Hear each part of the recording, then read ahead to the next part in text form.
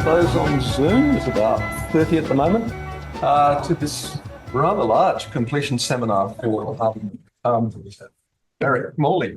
First of all, could I acknowledge that this completion seminar takes place on the land of the Kulin Nation, and acknowledge and pay our respects to the traditional custodians of this unceded land. The completion seminar is a big event for any PhD student. My name's Kim. I'm the chair of the PhD committee, so I'm not a supervisor. But Merrick has long been a student and friend and colleague and a research assistant of mine. So it's a great pleasure to do this and to introduce his thesis, which is called Life. Where was it? Help me out here. Life Between Apartments. Okay.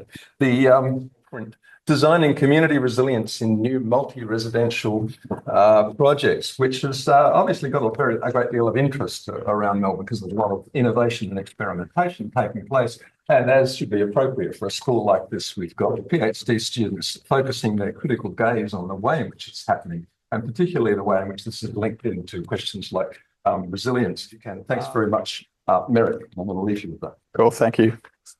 Okay, hi everyone. Thanks for coming today to hear about my research over the last few years. So in this presentation, I'm going to be covering a number of things. I'm going to provide a summary of my research to start with, then I'm going to describe what's at stake with this research that I've undertaken.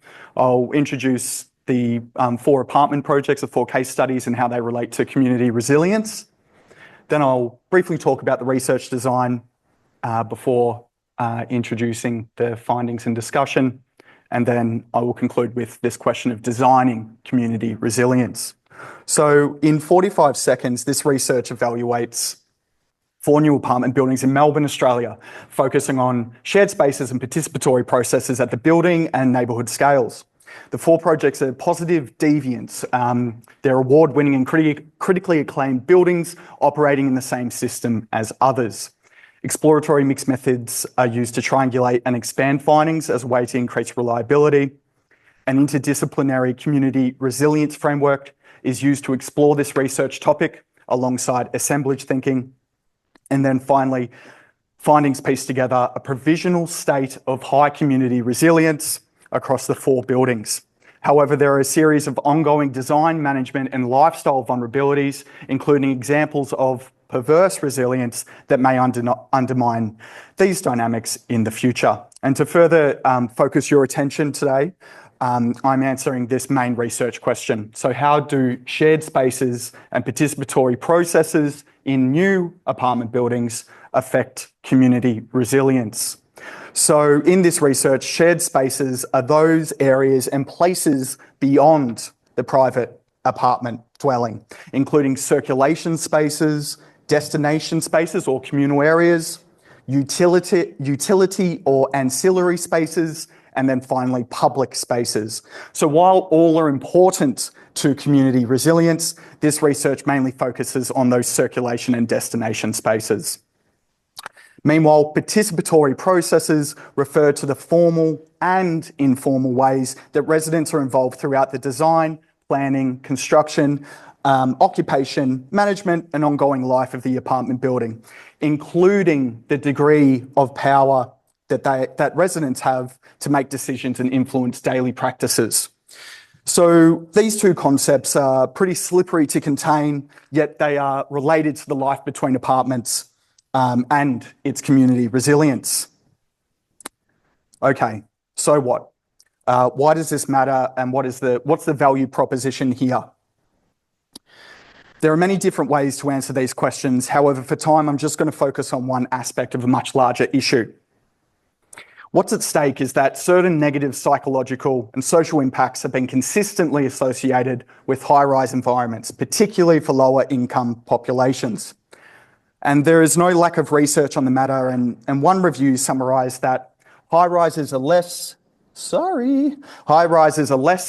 satisfactory than other housing forms for most people, that they are not optimal for children, that social relations are more impersonal and helping behaviours less than in other housing forms. that crime and fear of crime are greater, and that they may independently account for some suicides. In more recent times, another review article suggested that the literature provides evidence that many of these impacts can be reduced or eliminated through responsible design. So design in this sense refers to the provision, location of communal and circulation areas that support different types of resident lifestyles. So design is seen to moderate resident outcomes in apartment buildings, but there are other issues to consider here. Apartments are distinct from other housing as they consist of both private and communal property. Owners in places like Australia are required to be part of formalised owners' corporations that places rights, responsibilities and restrictions onto owners and users of the building. Depending on whether you're an investor, an owner-occupier, a renter or a property manager, you may have different rights, responsibilities and desires for the use and management of the shared spaces and the building overall. These are not trivial matters. Apartment property binds owners together spatially and financially, but not necessarily socially. So, for example, the use, noise and excretions left behind by dogs, woof woof, are a mundane yet frequent source of conflict and ongoing tension in the way people negotiate, argue, withdraw, and perhaps change their lifestyles to meet the competing demands of apartment territories and lifestyles. So shown here are several works that go into wonderful detail about these dreadful experiences in Melbourne and abroad, and the interrelations to the use and perceptions of shared spaces. So certainly more than an architectural issue, what's at stake are the interrelated ways that apartment buildings are managed, adapted, experienced and designed. And so at this point, amongst the downcast evidence of life in apartments, there is hope that alternative types of apartment buildings produce positive outcomes for residents and local neighbourhoods. So Moore and Doyen have categorised these housing alternatives, one of which is shared housing, and is argued to foster community through the design of spaces and everyday practices. Elsewhere, the same type of housing is seen to, quote, have untapped potential for the institution of the apartment building to improve the lives of residents and the city more broadly. So for these and other reasons, this project evaluates 4 positive deviants that reflect shared housing and bottom-up governance of varying degrees. They have all won architectural housing and sustainability awards, and my task here has been to evaluate the rhetoric from the lived realities. There are shared traits that are important for you to know. First, these buildings were all completed within a 9-month period in 2022 and late 2021. Second, they all have multiple remarkable destination and circulation spaces. In particular, all the breezeways have rather uncommon designs that mediate the transition from the private to the semi-private space, as well as providing other social and architectural functions. Third, they all had resident and events and processes before the completion of the building, before people occupied the building. Fourth, they are all in the inner areas of Melbourne that are undergoing local neighbourhood change. And fifth, they are all 8 stories tall. But obviously behind these similarities, well, maybe not obviously, they are highly unique projects in terms of their financing, resident composition, dwelling numbers, and building management. So for example, Co-Home is a co-housing project which took over 14 years from informal dinner discussions to a building occupancy permit. And it's estimated that 150 people were involved at one point or another in contributing to this project. So Co-Home has a collective vision that unites residents, provision of communal spaces, high levels of resident management today, and a private dwelling for each household. From a property viewpoint, it is a strata titled apartment building, as are all the 3 other case studies. In Franklin Street, however, all the residents are renting from the developer while they save up a deposit to purchase their dwelling after approximately 5 years. And so the final similarity between the buildings is that they have all been regarded as resilient communities and informs the major intellectual contribution from this research project. So more than a label, marketing tool, or well-meaning expression, it's been my mission to probe how community resilience manifests itself, as well as its limitations, its drawbacks, and certainly its unexpected outcomes in new apartment buildings. And yes, a bit like the dynamic between Regina George and Katie Heron in Mean Girls, I've been pretty obsessed with the idea of community resilience over the past few years. So despite the increasing popularity of community resilience research in the last 2 decades, there is actually very little empirical work investigating community resilience at the apartment building level, particularly under everyday conditions. More common is understanding how buildings are resilient in times of crisis.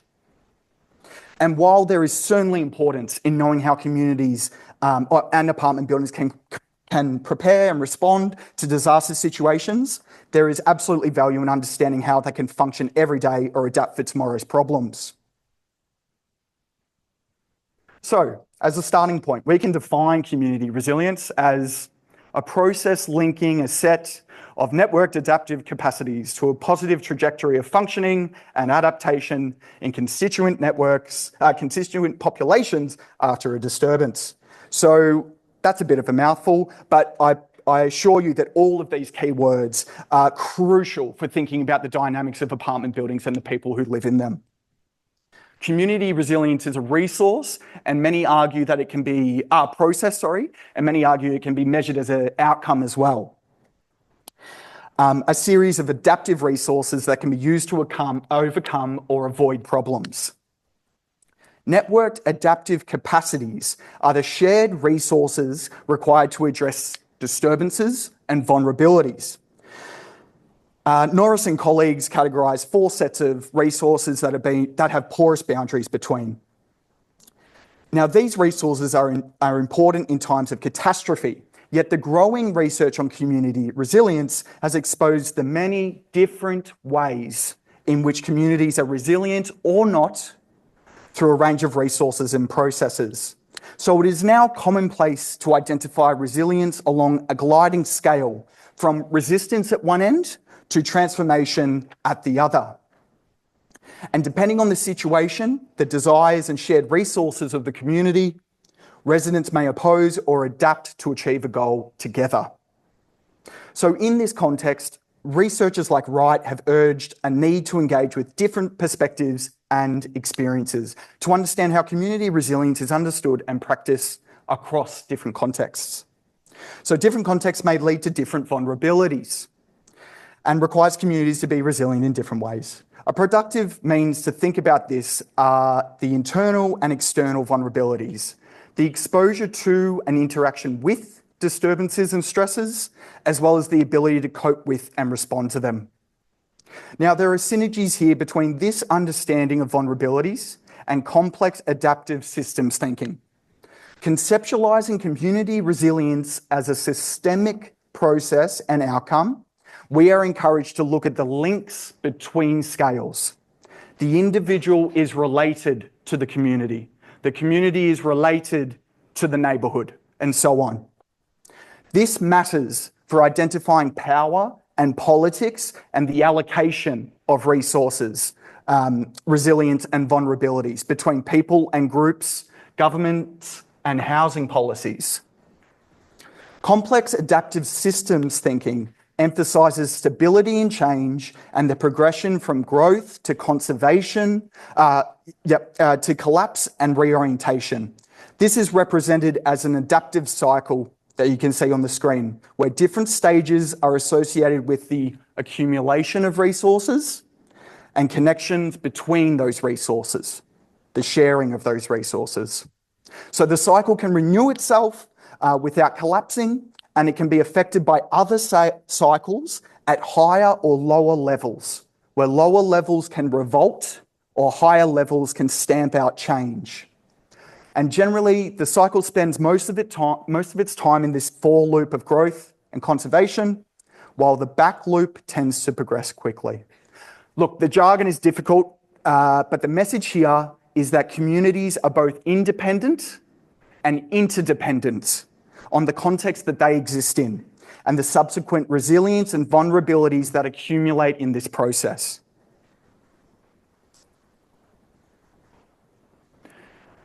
Okay, so at this juncture, I just want to briefly note the research design or the methodology that has been applied to this research and the crossover to resilience concepts. Assemblage thinking is this kind of growing juggernaut of ideas and conceptual confusion. And for the last several years, I've been trying to grapple with the philosophy and the philosophy of Deleuze and Guattari, as well as others. So I borrow the question from Buchanan: what does the assemblage enable us to see that we couldn't see before? And for this process, and for me, this process has been relatively clear a lot of the time. I approach apartment buildings not as some kind of static thing, but rather an ongoing state of affairs. And there are strong links here to complex adaptive systems. However, I believe, and others believe, that assemblage methodologies are more thoughtful to the politics, power, and ideas of culture that kind of manifest in these apartment buildings and elsewhere. The life between apartments is both material and expressive, independent and multi-scalar, a process and an outcome. I would describe it as a nested set of adaptive assemblages, which is a bit of a mouthful, but I'll pick up on that towards the end. So importantly, assemblage thinking's attention to contingency and change dovetails well with the transferability of ecological concepts like resilience to social phenomenon such as community. Constituent populations suggest that communities are identifiable, but possibly also homogenous. A bit like when someone says the university community or the Australian community. Yet communities are rarely, if ever, homogenous or without conflict. This matters for research on apartment buildings because community is increasingly diverse in form and intensity, and it is practiced in different ways in different places. And Wellman, 30, 40 years ago, suggested that community has been liberated. You no longer need to have community in your neighbourhood. You can go elsewhere in the city you can go virtually to find your communities these days. And so the flip side to that is that people can socially disaffiliate from their neighbourhood if they have the means and the desire to, namely the middle and upper classes. Yet it does not mean that the local is no longer important, as we shall see. So I asked residents, as part of a survey, several questions related to community, including whether or not they moved into the building for community or other reasons. And the results showed varying rates for community living and other related goals. As expected, the co-housing project scored highest, but it also showed that not everyone living at co-home chose to live here for the same reasons. This is true of the other buildings too. There are other reasons that residents specified. The most popular reason to move was environmental sustainability of the building and/or apartment. The design of the building, proximity to the CBD, and design of the apartment. Now, I've highlighted these findings to demonstrate that first, residents across and within the 4 case studies came to these buildings for many reasons. And we should not assume that because a building is designed for community, that everyone chooses to buy into that. This will have important effects for community resilience. Second, I'm pointing out the exploratory process and product of this multiple case studies research project, which has the goal of developing pertinent hypotheses and propositions for further study. So while plenty of related research exists, there is very little that connects some or all of the key concepts, and competing claims for apartment buildings and apartment residents have been made. So this led me to use multiple mixed methods to strengthen the research process and findings in 2 particular ways. The first is the convergence or the triangulation of different types of data related to community resilience. And the second is the expansion or breadth of the research topic. So in this case, it was through collecting data about perhaps the processes of community resilience in these buildings, as well as outcomes of community resilience in these buildings. That's what I mean by breadth. So in addition to the surveys then, there were 3 other methods: focus groups, spatial analysis and mapping, and autoethnography. The results from one method helped to inform the content and direction from another. Later, I triangulated and compared data to find patterns and divisions. So while I am a researcher, I am also a resident at one of the case studies, and this presented the opportunity to use autoethnography for data collection. Understood here as a method which seeks to describe and systematically analyse personal experience in order to understand cultural experience. This project has been strengthened in 3 ways. First is it's another type of data to use for the research. Second, it enables insider access to one of the case studies. And then third, and I think the most important, is it forces myself to question my own personal experiences, not always for the better, my own biases, and importantly, my own norms when it comes to something like community resilience and apartment living, I guess. Unfortunately, there's not really too much more time to talk about autoethnography, but it's been really powerful in generating the findings and the limitations to those findings. By going back and forth between my own experiences, the recorded experiences, analysis of other data, and connection to theory. So, with that all out of the way, and I'm making good time, Kim, just to let you know, I will now outline the major findings from the research. So, finding number 1, high community resilience has emerged across the 4 apartment buildings. So this is supported by the Likert scale results, a sample of which you can see here. And importantly, it's been modified from a great research, a PhD project that was completed a couple of years ago in New South Wales. Residents responded to 24 items derived from other community resilience instruments or related literature. And an exploratory factor analysis discovered these 6 different factors: building management, collective benefits, collective compatibilities, social contact, belonging, and safety. 63% of the total dwellings participated, someone from 63, and this translated to approximately 47% of the adults living across these 4 buildings. And I think this is a pretty good start for comparisons. So here I've presented, though, the individual scores of the community resilience in relation to the min and max possible totals. As you can see, the average scores varied by those horizontal lines, but nonetheless depicted positive results.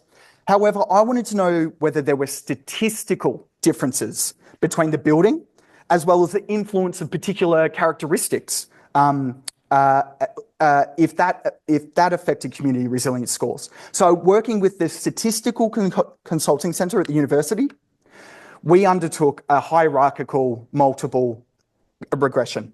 And that's an exploratory technique to better understand the interaction between different variables. And here are those variables that we were kind of playing around with. Ranging from personal to household characteristics, tenure, as well as some of the reasons for moving in. The case studies as well were used as dummy variables, and analysis showed that this was not statistically significant. Of the 4 models that we developed, the one with the highest statistical explanation showed that community resilience scores were most influenced by 2 variables: inclusion of self and home territory scores. So inclusion of others in self is a well-established diagrammatic question in community studies, and it measures the interconnectedness between a person and others. So If residents indicated closer connection to people living on their floor and in their building, then they were more likely to score higher on the community resilience scores, okay? Secondly, the home territory question was influenced by research from Donald Appleyard, who demonstrated different impacts to residents across 3 local streets with varying levels of street traffic. I found this so home and near home territories are argued to, quote, benefit from and contribute to the individual and collective residential quality of life, where control, security, deviation monitoring, and use of territorial markers exist. So I adapted the question to make it more suitable to the apartment building context. Virtually every resident indicated their apartment as home territory. And what the regression showed is that the more spaces that a resident included as their home territory, the more likely they would score higher on the community resilience items, okay? So the hierarchical multiple regression identified correlations between variables, but we cannot mistake this process for identifying causation. So we turn to the focus groups to understand some of these results. So I've picked out one of the many resident comments that give a flavour to the social support, belonging, connection and satisfaction that has emerged across the 4 buildings. I don't know my neighbours super well, but I feel like I know them well enough that if there was a disaster, I could knock on someone's door and be like, I'm really sorry, can you give me a hand with this? As in this comment, as well as others, which I don't have time to go through, the slippage between building spaces and emotional connections was apparent. However, this did not happen overnight. To understand such a thing, we need to look at the second finding. So, suitable pre-occupancy processes fostered community resilience. Here we have more reflections during the focus groups, and this establishes the importance of empowering residents to learn about each other and the project, form social connections, and develop trust and belonging before they occupy their buildings, their new homes. Yet the pre-occupancy processes should not be seen as equivalent across the buildings, as the intensity, range, and purpose varied substantially. So this is shown by Bianca's rhetorical question, how long have you got? That corroborates the profound impact that the processes had for her, as well as other members of Co-Home, the co-housing project. So Co-Home's journey from dinner table talk to building community cannot be understated. And the estimated 450 events that occurred between 2008 and 2022 reflect the journey that many of the residents went through in developing not only a connected community, but also the policies, the decision-making processes, and partnerships with developers and architects as they made their building. So the timeline also shows the bottom-up process of Co-Home versus the top-down strategies applied by the developers. So applying Einstein's ladder of citizen participation, the bulk of formal processes at the other 3 case studies included residents as consulting and sharing of information only. This varies substantially to Co-Home, where the self-governed group deliberated together on the planning, design and management of their future homes. Yet there is no simple relationship between resident power and community resilience. And the pre-occupancy processes weren't always reflected on positively, raising this issue of process suitability. At Co-Home, the frequency and durations of events, the long development process, and particular individuals who were difficult to work with were cited as pre-occupancy problems. In the other buildings, a number of residents raised issue with the lack of information being shared about the progress and construction status, as well as not being interested in attending the events held by the developer. So these were infrequently experienced problems, though, infrequently, in an otherwise positive process. And rippling effects were noted when residents occupied their new building and the simultaneous shift in rights, responsibilities, and participation. So looking at the post-occupancy processes, we see a remarkable difference between CoHome and the 3 other projects in their formalised meetings and events. Yet remember, there was little impact. There was little impact when it came to those community resilience scores from before. So the following insight from Summer at Playgarden captures what many felt at this time, as well as the other projects. It's all exciting moving into a brand new building, but in reality, you're going to have these little bits that kick in around the functioning of everything. I felt we were all very united. We had a sense of we all want the same thing, or we want things to work well. So a sense of togetherness helped to buffer against the issues arising from defects resolutions, security breaches, information sharing, and the like. This social architecture has been associated with co-housing before, but here it is being created in adjacent types of housing too. Playgarden is not co-housing, to make it very clear. This is also aided by virtual communication channels in Playgarden and the other cases, and informal means to keep up to date about the building and neighbourhood, maintain social connection with others, and exchange favours and items.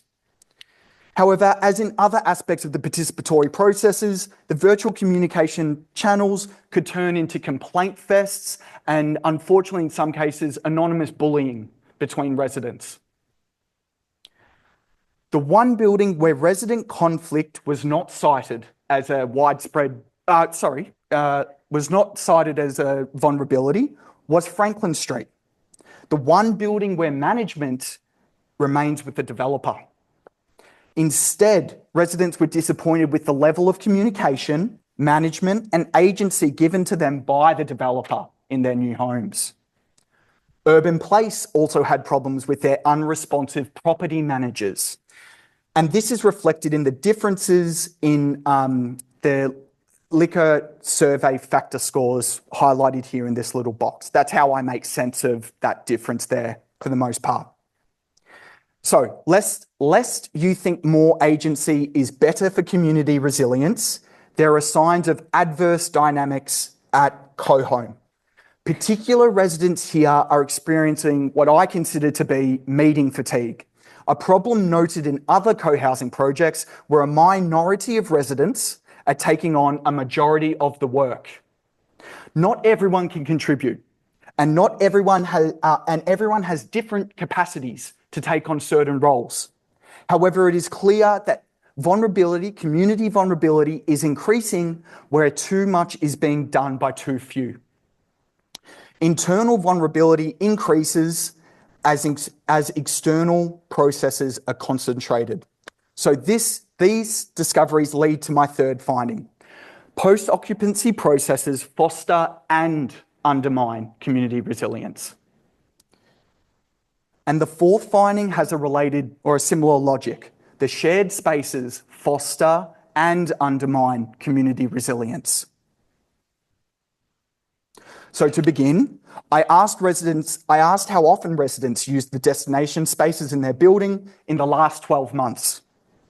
The results varied considerably within and across the 4 buildings. So the highest used area was the shared laundry in Playgarden, where 95% of residents used the space weekly or more. This makes sense as there are no private laundries in the building, so the shared laundry becomes a necessary activity. Chef's kiss. This makes sense to me. I love it. I love seeing a result like this. Now, here are the remaining results for the other 28 destination spaces. And we can see by the changing colours a wide distribution of resident use. So I wanted to identify any patterns, any possible patterns between the use of these communal areas and their size, their location in the building, the design elements, or their nominated uses. The design elements were compiled from existing research that showed correlations between increased use and social interaction in apartment shared spaces. So that's what this pink box, it's kind of like a tick cross kind of situation. However, in these buildings, there were no patterns between the use and these different variables. The sole exception that I could find was whether the destination area was necessary or optional, which is a kind of idea that I took from Jan Gell. So to make sense of the connections to community resilience, we need to look at how residents perceive, use and change their shared spaces in relation to the participatory processes. And because of time, I will discuss only 3 spaces and explore how they function as adaptive assemblages and mediate community resilience. The first is the ground floor communal dining room and kitchen in Co-Home. It is a place where all 55 residents can gather to cook and share dinner. The purpose of this room is significant. It combines the physical, the social, and the ideological goals of co-housing and intentional living. And many residents felt connected to this space. It is the heart of the community. However, there are also concerns about the room's design. So for several residents, the space was dark during the day and barely used outside, according to them, barely used outside the shared dinners. Holly saw this as related to the fit out, to the design of the space. I find the dining room is so defined and controlled. You kind of can't do anything in there because it's over-designed and designed for nothing.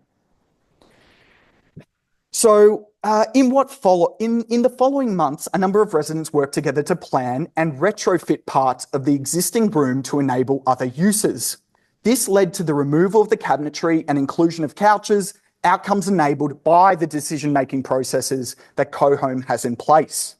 So, as an adaptive cycle, the dining room has grown from the design, construction and occupation into a state of conservation, where a status quo has kind of emerged.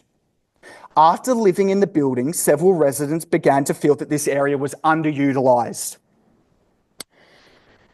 They developed new desires and wanted to increase the opportunities for activities and uses in this space. They desired a new position on the adaptive cycle.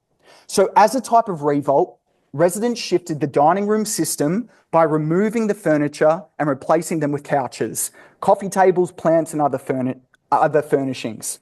This process of change is represented by this black line. Importantly, it's not linear. And that's because new connections need to be changed, they need to be undone before new ones can be created. So from a community resilience perspective, the resident desires triggered building management processes which increased other resilience resources. The adaptation of the dining room for other uses allows the opportunity for increased social contact, collective benefits, and so on. As this has been achieved, the trust between residents to work together also increases. So the next space to discuss is the Franklin Street Breezeways, a 4.5 metre wide circulation area that is open air, has greenery, and enables residents to style their front door in a similar way to a porch. In a few words, the residents explained that this is a proper living environment. The private dwelling and semi-private space blended into each other.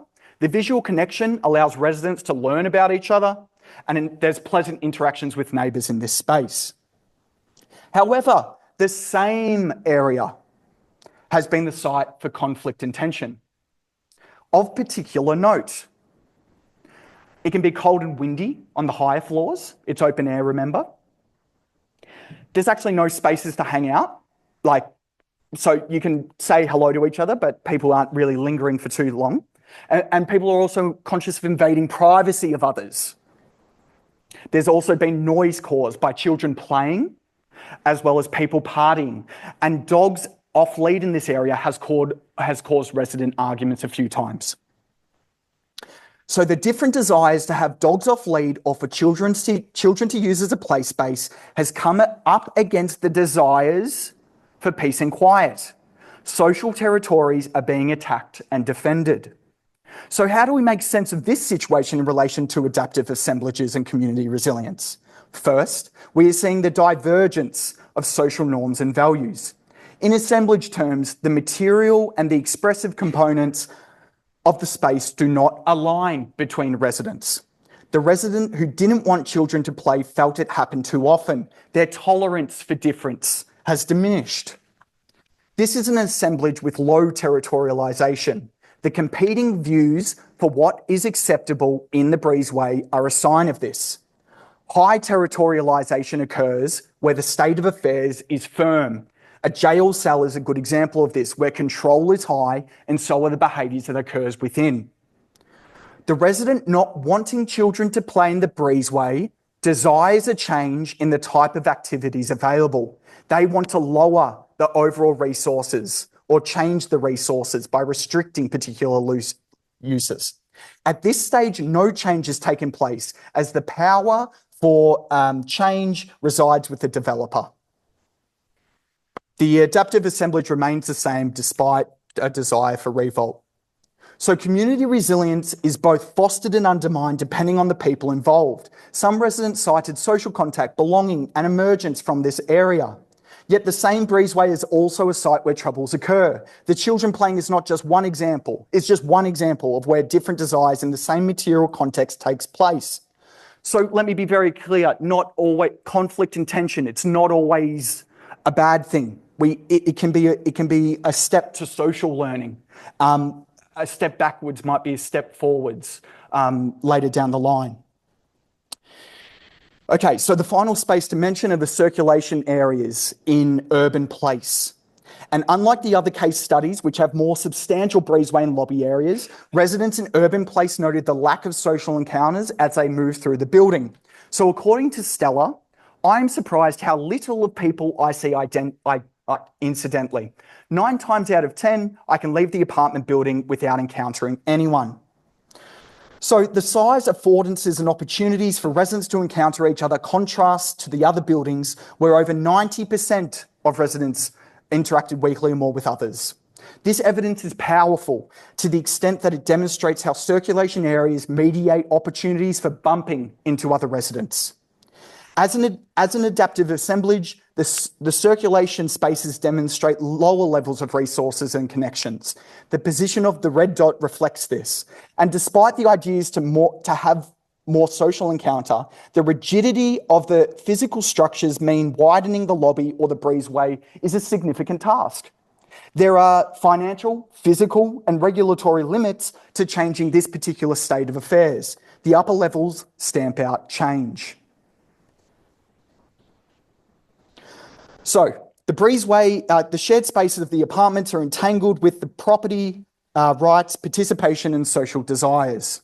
The discussion of these 3 spaces reflect many of the other findings from the other shared spaces. The life between apartments is a melting pot of different ingredients and flavours. However, the 4 case studies showed that similar community resilience outcomes emerge from highly differentiated processes, financing, designs, and histories. I've been grappling with this contradiction for over a year now, and I'm really comfortable in the following conclusion. How do shared spaces and participatory processes in apartment buildings affect community resilience? Shared spaces and participatory processes have the capacity to foster and undermine community resilience in new apartment buildings. The extent to which process occurs depend on the desires of the relevant actors and adaptive cycles, the available resources, and the vulnerabilities over time. So we need to focus on the term desire to make sense of this answer and to contextualise this in contemporary life. In this regard, Anthony Giddens summarised the liquid, incomplete nature of desires today. He writes, modernity is a post-traditional order in which the question, how shall I live, has to be answered in the day-to-day decisions about how to behave, what to wear, and many other things, in the temporal unfolding of self-identity. And in this light, we see the residents of these buildings, who I understand to have voluntarily moved here, regardless of tenure or ownership, as living out their own self-made dreams, while mediated by a kaleidoscope of other variables such as income, cultural preferences, agency to affect change, proximity to the CBD, and so on. So more than this, however, we are witnessing the playing out of particular desires related to home and apartment living, desires that can fit between gliding scales like privacy and communality.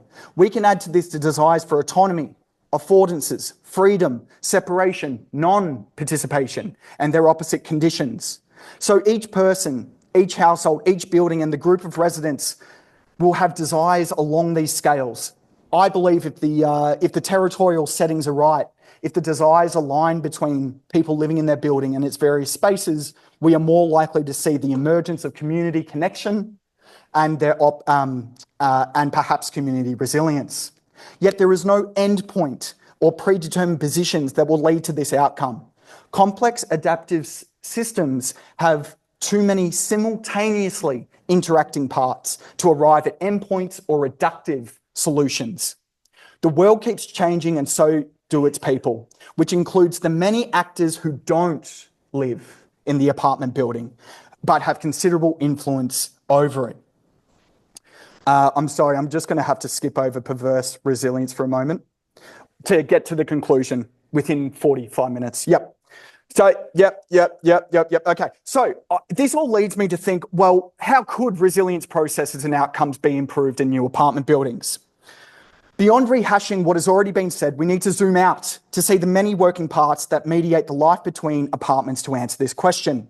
And what has emerged from this process is a diagram of competing and sometimes aligned desires between multiple actors and systems. The users that live in the systems or own part of it, the governance systems that structure, change and adapt, the apartment building itself, which can be considered as several more systems, the resource units that come from the system, which depend on ownership, control, rules and the like, the macro political and social settings that influence daily life, and the related systems like the neighbourhood, suburb, city and so on. The complexity of these interacting parts mean that the life between apartments might be sedated before it can emerge.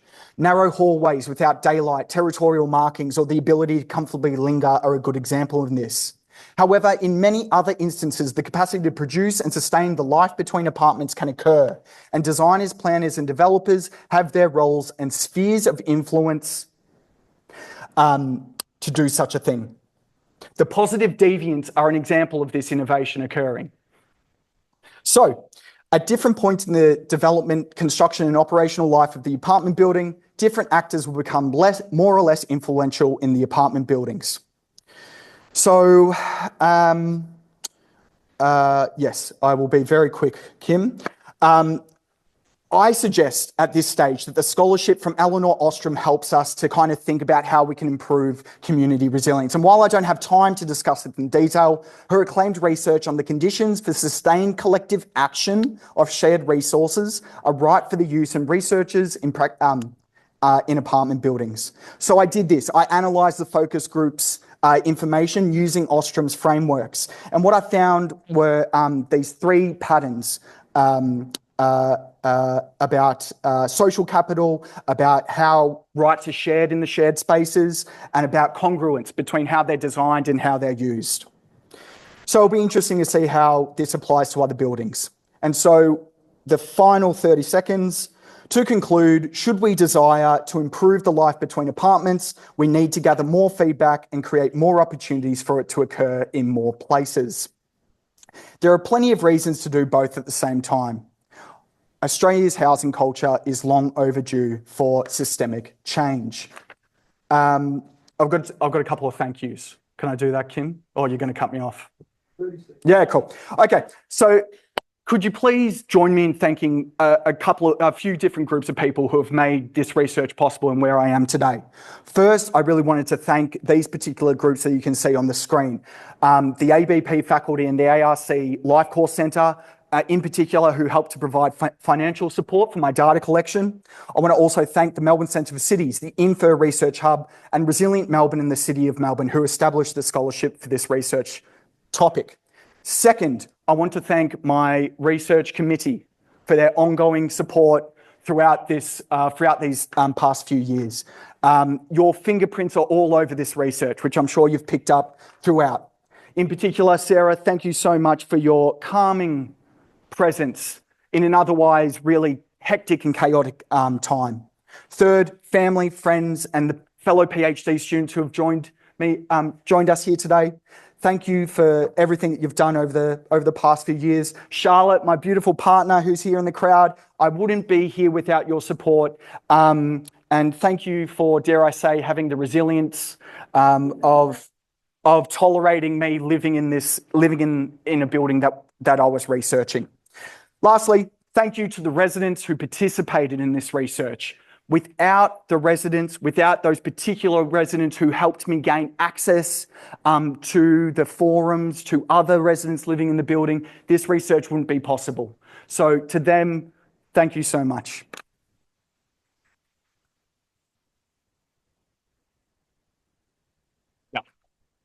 Thank you very much, Merrick, for opening up this can of worms, for all of you for coming along, and we'll have to forgive you for not fitting it all back into the can. Yes, yes. New record on how much you can present in 45 minutes. We're down to about 5 minutes of questions. We'll take questions from the floor first, but if you are on Zoom, can you just if you raise the hand on Zoom, then we will find people who want to ask questions on Zoom. Yeah, right up the back. Really. Thanks.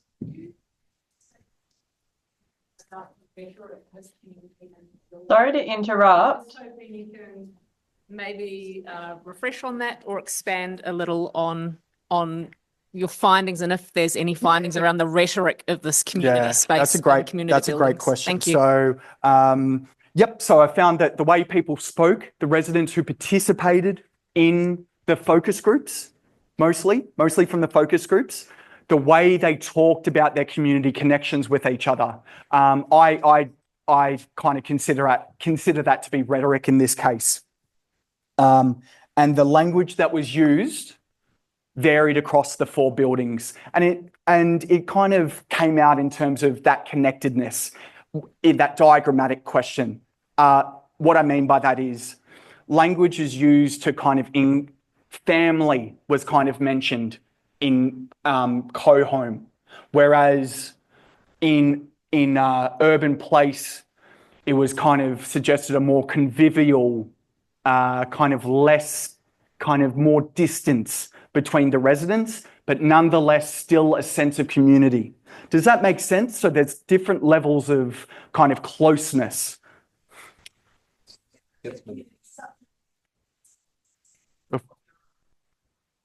Yes. I used to.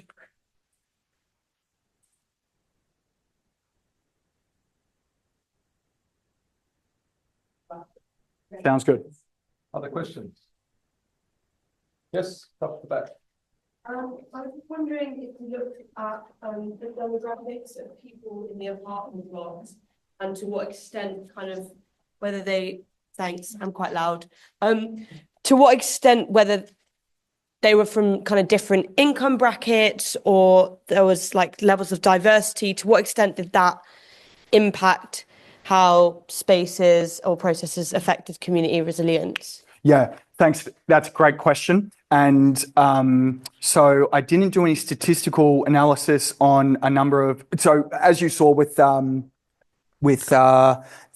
hierarchical multiple regression, there were certain characteristics that were tested, such as whether people lived by themselves or had children or lived in a family or lived as a couple. That was not seen as a statistically significant attribute. You're asking though about income levels as well. That is something that I captured. Didn't talk about it obviously though. But these are not affordable apartments. None of these are affordable apartments, despite what people say. These are the upper. They're in the top 50 percentile. The vast majority of residents, the top 50 percentile and higher. Is that okay for now?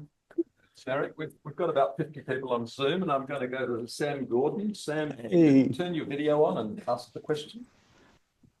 Hello. Can everyone hear me and see me? Is that okay? And you're muted. Oh, no. Is that okay? Can you hear me at all? Yeah. Okay. Look, thanks, Merrick. That was really great. It's a shame you had to rush through so much of that. So I'd love to get my hands on the actual finished product and really sink my teeth into it. But one thing that kind of stuck out, at least with the co-home example, you mentioned that there was a 14-year kind of period between the building kind of starting as an idea to eventual development and occupancy. And to me, it kind of seemed like that time process was a contributing factor into building resilience. So kind of considering that the current approach to new housing is just get it built as soon as possible, what are the implications for developing community resilience in new apartment buildings when, apartment living is to be the norm? Yeah. Okay. Great question. Okay. So I tried to tease this out a little bit in terms of saying it's about that suitability of pre-occupancy processes. So I did say that not everything was, I would say, building resilience for co-home residents. Not always. I think what tended to, well, I do, as I said, 150 people were involved at some stage or another. I believe some people were not satisfied. Well, yeah, some people were not satisfied with the processes that unfolded, and so they did remove themselves from the co-home process. However, for other residents, it did work, and this is where the idea of desires comes out. So people had the desire to, the trajectory that co-home was going, and so people followed that desire. But they also affected that desire as well. Because this is a bottom-up process, they have the agency to have certain impacts on how co-home manifests as a building community today. So yeah, going back to that idea about suitability, because we're thinking co-home, co-housing, very small in the scheme of things here in Australia and globally. What about processes for perhaps many other types of people and spaces? So I think a lot more thinking and questions need to be I would go back to asking questions, asking them, if you wanted to move into an apartment building, what would you like to do beforehand? I think that's a good question to ask them. Thanks, Merrick. I'm getting comments on the Zoom that they can't hear me, so I'm going to speak into your microphone. Oh, yeah. Are there any more questions in the room? Hopefully they can hear. Yeah.